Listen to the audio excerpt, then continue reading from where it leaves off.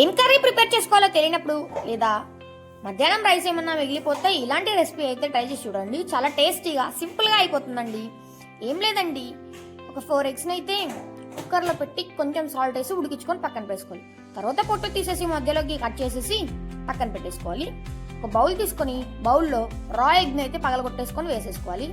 దాంట్లో కొంచెం ఉప్పు, కారం, ధనియా పొడి వేసేసుకొని మంచిగా మిక్స్ చేసుకోవాలి. తర్వాత ఒక ప్యాన్ పెట్టి ప్యాన్లో ఆయిల్ వేసేసి మన పగలగొట్టుకున్న కదా రా ఎగ్ మిక్స్ చేసుకొని పెట్టుకున్నాం కదా, ఆ రా ఎగ్లో ఉడికించిన ఎగ్ని అయితే డిప్ చేసుకొని కళాయిలో వేసేసుకోవాలి. అలా వేసుకుంటే చాలా టేస్టీగా ఉంటుంది. కొంతమందికి ఎగ్ అలానే తినడం ఇష్టం ఉండదు, ఇలా చేసుకొని తింటే చాలా టేస్టీగా ఉంటుంది. ఇంకేం లేదండి, ఆ మిగిలిపోయిన ఆయిల్లో కొంచెం పోపు వేసి పచ్చిమిర్చి, క్యారెట్, ఆనియన్స్ వేసేసి కొంచెం సాల్ట్ అయితే వేసేసి పైన పసుపు వేసి ఆనియన్స్ మగ్గిపోయే వరకు కలుపుకోవాలి.